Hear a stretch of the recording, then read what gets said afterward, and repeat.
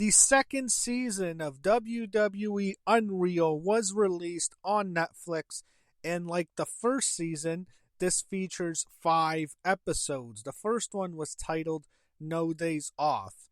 The people who got the most screen time, not only in this episode but the entire season, was Seth Rollins and his wife Becky Lynch.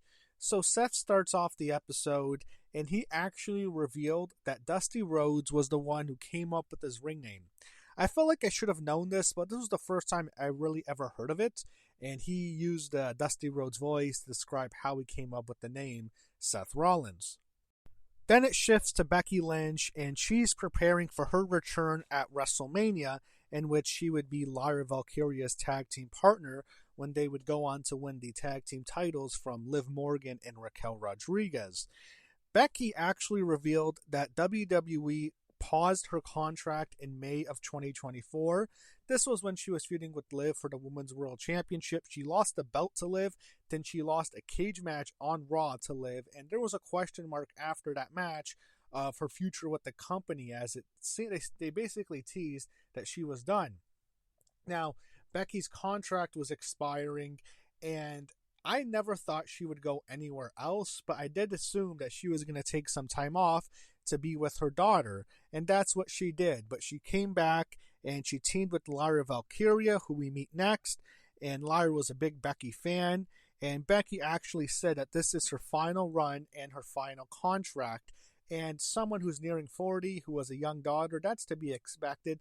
Becky's actually done an interview when she said that she actually wants to have more kids, so I expect this to be her final run. Also, you have to consider that the final run started last year, and WWE usually has 3 to 5 year contracts, so I still think we're going to see a lot of Becky Lynch in the next couple years at least. So we go to WrestleMania for the tag team title match. Then they go to Raw the next night. After they win at WrestleMania, they lose it back to Liv and Raquel on Raw, and that's when Becky turns on Lyra. Now they focus on Pat McAfee and his feud with Gunther, and they talk about how they brought Pat into the company when he was first a commentator for NXT, and they had him do some of the pre-show panels as well. You know, Pat, it's interesting looking back at his show particularly, because now it's like the biggest sports show there is. It's huge. He has so many high-profile guests on his show. Back then, he was just in this little studio, and he was, not a super well-known major NFL superstar. He was known as like this charismatic punter for the Indianapolis Colts. But here, I like seeing his progression going from such just a regular sports podcast. Now it's the biggest sports show there is, or one of at least. And we go to the feud with Gunther. They had a great angle night after WrestleMania when Gunther chokes out Pat. And then they actually showed, and I don't know if this is true. I don't know if he really felt this way, but they had a meeting room, a writer's room, when Bruce Pritchard suggested that Pat McAfee should beat Gunther at Backlash. What a fucking idiot. I don't believe it, though. I think it was just for the cameras. So they go to Backlash now, and the 2 matches that they feature on this episode are Gunther against Pat and Lyra against Becky. First, Becky and Lyra. Becky really puts her over after the match, and the Gunther Pat match was also featured. To be honest, I didn't like this episode. It was nothing special at all. There was nothing to it, nothing really interesting.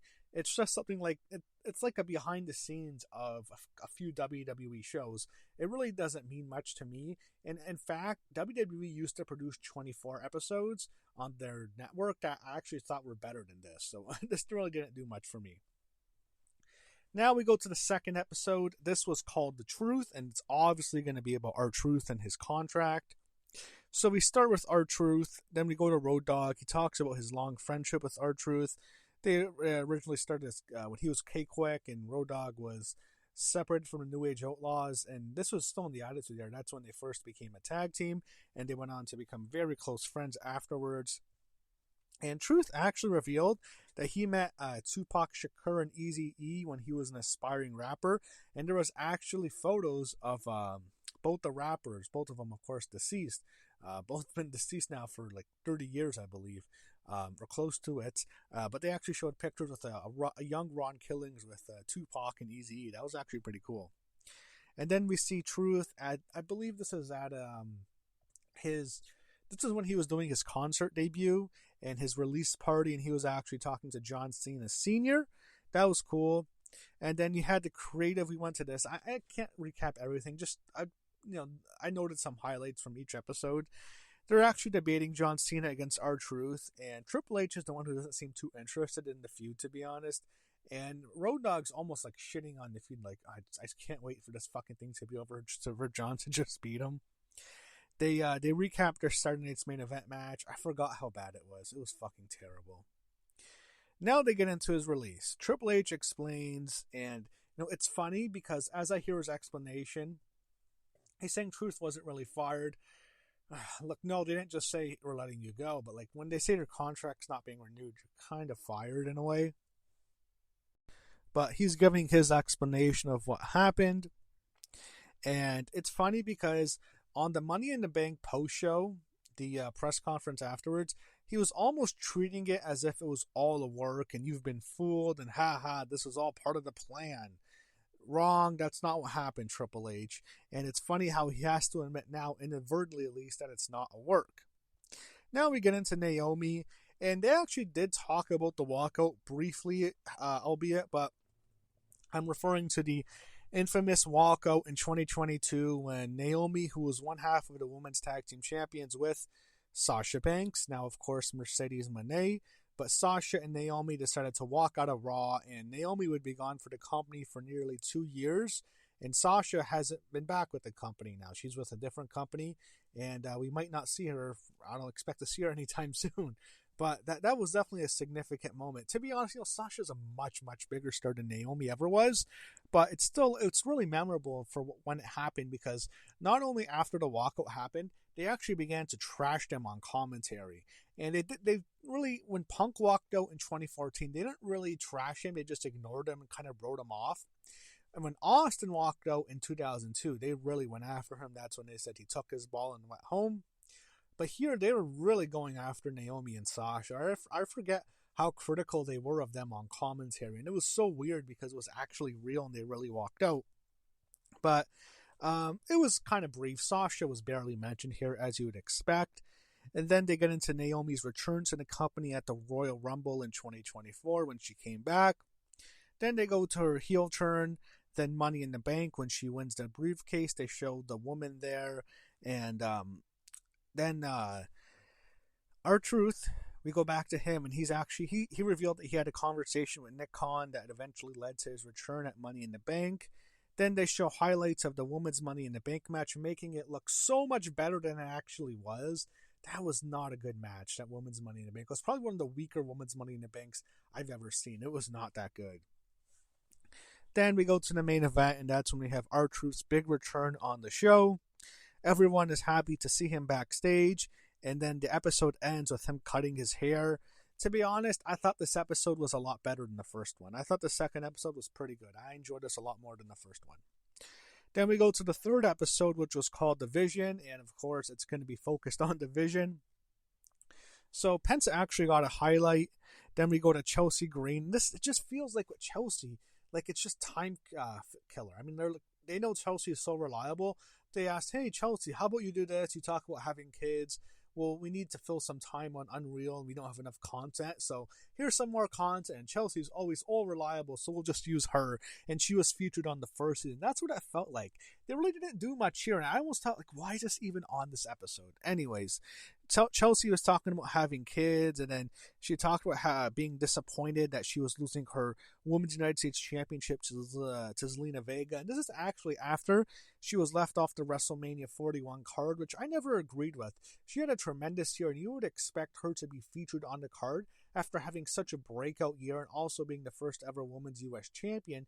You thought maybe they'll feature the belt on that show. And they kind of can get away with it with the Women's Intercontinental Championship, because I believe Lyra was the Women's IC Champion, so she was already in a women's tag match. But Women's U.S. Champion, Chelsea's a star, and she's featured heavily on SmackDown.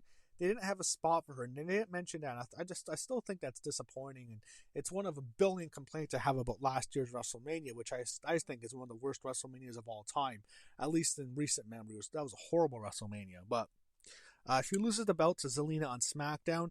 I forgot that even happened. I like that period of WWE. Last year sucked, but that period during that SmackDown time, the 3 hours, so much happened there that was just so forgettable. It's like, man, like it's almost, I can remember stuff that happened in WWE 6-7 years ago better than I can remember things that happened a year ago. I think that says a lot about how bad the product was. So then they go to the infamous nose break when they had the rematch, Saturday Night's Main Events. Oh, such a bad botch by Zelina. She kicks her right in the nose after she misses the 619. It was so bad. And Chelsea has her broken nose. She's had multiple broken nose. And then we go back to the Vision. They're putting over Braun Breaker. Then they focus on Bronson Reed, put him over. Then we go back to Penta at Money in the Bank. And then they highlight the men's Money in the Bank with Welcome to the Jungle by Guns N' Roses playing, which was pretty cool. Again, they made the match look a lot better than it actually was. And Chris Parks was producing the match, and they were actually very critical of the match. LA Knight reportedly was late in a spot near the end. And I'm not sure, something happened with him and Seth, and they were supposed to be at the top fighting for the briefcase at the end, but that didn't happen. And they were all very critical of him, and they really threw LA Knight under the bus. To be honest, this kind of looked like this was part of the show to me, but they were critical of him. He does miss, he's not the best worker, so maybe it's not too far-fetched to believe. Then they go to Night of Champions when Seth Rollins attempts to cash in. This was just a nothing episode. This was easily the weakest of the 5 by far. Episode 3 just felt like filler. They needed content, and it was all over the place. It was nothing to it. It was so forgettable. It was easily the weakest of the 5. And I didn't like the first episode much at all. The first episode was still better than the third episode. The third episode sucked. Then we go to episode 4, which was called Performance Art.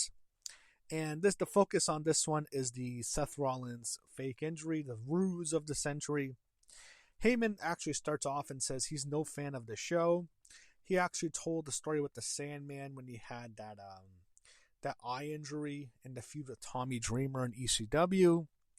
And then we go to Jelly Roll. He talks about his weight loss. This is all fine, but I really don't need to see this on Unreal. I'm not looking to see this. I'm looking to see creative decisions. Then talking about how they're going to get to a match, storylines, producing matches, which we did get a lot of, but here I'm not that interested in seeing Jelly Roll talk about his weight loss. And then they go through the process of faking the Seth Rollins injury. Then we get Saturday Night's Main Event in July when the injury happened. Conspicuously, they never mentioned the big storyline going into that show, what really the show was built around, which was not Seth Rollins against LA Knight, but Goldberg's retirement, and they never actually mentioned that, for good reason, actually. So they think nobody knows about the Seth injury. Look, people figured this out after a few weeks. When I really got suspicious, I thought, all right, this is probably a work, was when they refused to strip the Money in the Bank briefcase from him. And that told me right away that, all right, if this is like a major injury where he tore his ACL or something, and he's had an injury like that, especially 10 years ago in 2025 when he was the WWE champion, he just blew his knee completely out in a match with Kane, and he was gone for a while. And the fact that they didn't strip the briefcase from him told me that, all right. They don't necessarily... He might be hurt, or he might have tweaked his knee, but it's not as bad as we think, or it's just a work. And as we got closer to SummerSlam, I just assumed, okay, this is all a work. They think nobody knows. We figured it out. When it first happened, I thought Seth was hurt. Yes. Looking back, as we got closer to SummerSlam, you can kind of see where this is all going. Anyway, we go to Io Sky, and the focus is now on Evolution. I thought this was the best part of the episode, one of the best parts of the whole season, maybe. I really like this a lot. Then we go back to Naomi, and then we go to Evolution, and they're talking before the match. Io says, "What the fuck?" They get her to say that, and she's so cute when she says it. Io is just someone who can do anything. People just like her so much, and she's just such a likable character, such a natural babyface with so much charisma. It's like she can do no wrong almost. And then we go to Bayley, and she actually talked about being pulled from WrestleMania last year, how disappointed she was. I'm not sure if she said she was angry at Becky. I didn't really get the whole thing, But I wonder if there was tension between Bayley and Becky Lynch, and I'm not sure if they were ever good friends like Bayley and Sasha are of the Four Horsewomen, but you can kind of tell there's definitely some heat there, or maybe there's something there, because it really sucks how they treated Bayley at that WrestleMania, and it made me think, I don't think Bayley's long for this company after that happened. I'm thinking her contract's up in a year and a half. I expect her to go somewhere else, and I still feel that way. So they focus on the triple threat match: Bayley, Becky, Lyra, for the Women's Crown Championship at Evolution. This is now we're at Evolution, of course. And this was a great match. And looking back, I forgot how good this match was. It was great. It was a great opener, triple threat, and the ending with Becky pinning Bayley in that great roll up, that great transition. That was an awesome roll up. It was great how it ended. And then we go to Naomi and Jade. Not a very good match. Not much to say. And then, of course, we go to the Rhea Ripley Io Sky Classic in the main event. Rhea challenging Io for the Women's World Championship. They actually went over how they did that big crossbody spot in the crowd when Io jumped off those production boxes onto Rhea. They actually revealed that they had padding on the floor, which is good. It's good to hear. That match was amazing. Rhea was great. Io was great. What a great freaking match that was. One of the best matches of the year. Not just for the women, for everyone, for female or male. What a tremendous match that was. Then, of course, there's the Naomi cash-in. She cashes in her Money in the Bank briefcase, and she's the Women's World Champion. Everyone is happy for her backstage. The thing I don't like about this is they don't tell us the aftermath. They don't tell us, hey, Naomi got pregnant, now she's off TV. And it's kind of weird, because if you were just watching, you would assume Naomi is still on TV. Maybe she's champion if you don't really pay attention to the product, but you're interested in Unreal. They don't really tell us, she got pregnant. I don't know why they had to leave that out, but that's how it ended. And then we go to episode 5, which was called The Pop, referring to the pop Seth Rollins got when he returned at SummerSlam, or the pop Brock Lesnar got when he also returned at SummerSlam. So it starts off, Becky Lynch is talking about having to lie about Seth, lying to family members. She says she's a really bad liar. And then Seth actually told a story when his daughter actually told her teacher that he wasn't really hurt. Then they focus on SummerSlam. It starts on night 1 with Jelly Roll. He gets so much attention on the show. Look, the guy's really humble. I appreciate that. And he seems like a genuine fan and likable guy. But it's too much for this show. And I get it. He's a big celebrity. Maybe they wanted to feature him Netflix at least. But I just thought it was too much. Then we go through Gunter and Punk in the main event of night 1. Then, of course, we get the memorable Seth Rollins cash-in. They show how they snuck him in, how they brought him through Gorilla. Then, of course, he cashes in, becomes the World Heavyweight Champion again. Then that was really what the show was built around. Seth and faking the injury, that was the biggest storyline. And like they're making it as if it's so perfect how they fooled everyone. People were expecting Seth to come out at the end, okay? Anyways, then more people know about it than they think. It was obvious when they never stripped him. It's the last I'll say of it. Anyway, then we get to night 2 of SummerSlam. I'm happy that Cody practically admitted that the WrestleMania main event sucked, and John also feels that way as well. He never said it on the show. I'm sure he'll say it on maybe season 3, but yeah, the WrestleMania main event sucked, and Bruce Pritchard is saying, well, it sucked because no one wanted to boo John. Look, John Cena actually had a lot of good matches when he was a heel. He had a great match with Punk when he was a heel. Even the match with Randy Orton, which was not a great match at Backlash, was better than the match he had with Cody. No one wanted to see Travis Scott walk to the ring for 15 fucking minutes. Anyway, it's the last I'll say his fucking name. Anyway, but they talk about just turning John Cena back face, and it's funny when I hear Pritchard say, well, I think it was Michael Hayes, actually, not Pritchard. Why do I think it was Pritchard? It was actually Michael Hayes, who said no one wanted to boo him. Yeah, you're right. Why'd you fucking turn him down if no one wanted to boo him? You just figured that nobody wanted to boo John Cena on his retirement tour? You didn't know that like back in February? Why'd you turn him at Elimination Chamber last year then, idiots? I hate reliving how much they messed up that John Cena retirement tour. I'm sorry for ranting, but this still gets me angry. Anyway, yeah, I'm glad that they admitted that the John Cena heel turn sucked. The heel run sucked. The heel turn was great, but the actual heel run was shit, and I'm glad they mentioned that. At least they admitted. They didn't say it outright, but they're saying, yeah, the heel run didn't work. So Becky and Lara are focused on, and Lara said she was off in the match. She certainly was. The zip tie disaster is featured, and man, that was so bad. I forgot how bad that match was. It was such a clusterfuck. I think the biggest issue was they were overthinking everything. They were overdoing it, and they were trying to be too creative. And it got to the point where they were, you know, they were doing too much. Like they were thinking too hard. It's as if they overthought the process, and they like it was more so they were planning spots and planning all these cool things they can do without actually having a good match behind it. And it was such a bad match. And I'm not going to say it was a horrible match looking back. It was such a disaster. One of the worst booked matches, worst put together matches of the entire year. And Lara was just terrible in the match. And Tyson Kidd, the producer, admits it's awful. And they're almost like calling out Lyra watching it because she's making so many mistakes. And Becky knows the match was awful. Lyra was very upset about it. She was in tears after the match because she knows it was so bad. I'm sure Lyra also thought this might hurt my position in the company after that match. And Cena actually gives her words of encouragement. I'm glad they admitted it sucked. It was a bad match. Then we go to Cody Rhodes and John Cena in the main events. Cody talks about John Cena being more over than him. The match they had was excellent. I think someone said that Cena wanted to make it up to Cody for that awful match at WrestleMania, and they definitely did. Again, I don't think it's ever happened where two wrestlers have had one of the best matches of the year and probably the worst match of the year in the same year. That rarely happens. It's usually either two of the worst or two of the best, but they had easily the worst match of 2025. I thought one of the best matches also at SummerSlam. This was a great match.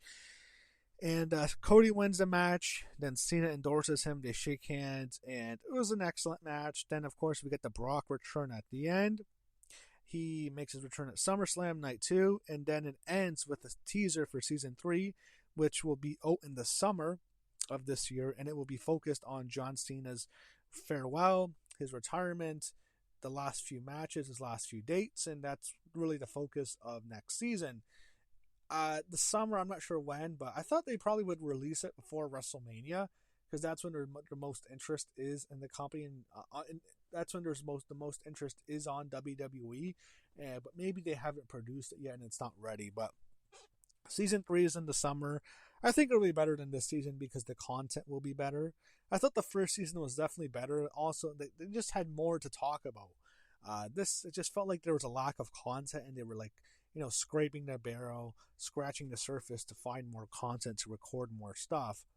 I thought it would have came off better if it was like 3 episodes instead of 5, to be honest. But it was okay. It was a fine watch. It took me a few days to get through it because there's 5 episodes, so that's I get the time to watch them and of course take notes. But Unreal is what it is. Like whatever you think about it, it's not going away. You don't have to watch it.